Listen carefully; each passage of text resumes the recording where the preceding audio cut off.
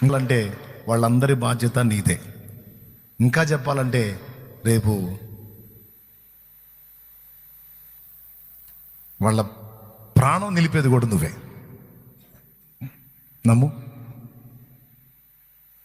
ఈ దర్శనం యోసేపుని ఆలోచింపజేసింది, బలపరిచింది. స్వప్న దర్శనం. పాపం ఉండబట్టలేక వాళ్ళ అన్నోళ్ళకి చెప్పాడు. అది కూడా చూపించిన దర్శనంలో వేరే ఏం చూపించకుండా మొదటి దర్శనంలో పనల్నే చూపించాడు, పొలములోని పనలు. ఆ పనులు 11 పనలు సాష్టంగా పడ్డాయి, ఒక పన నిలిచుంది అని. 11 పనులు ఎవర్రా?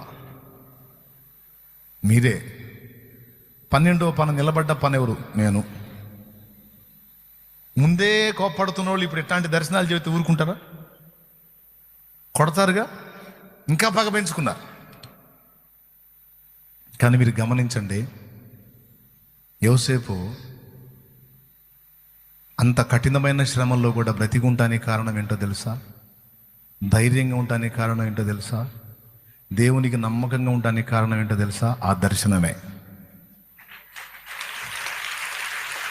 ఆ దర్శనమే. ఎందుకంటే నా దేవుడు 1కి 2 సార్లు దర్శనాన్ని స్పష్టంగా బయలుపరిచాడు. దర్శనం స్పష్టమే, దాని నెరవేర్పు ఖాయమే.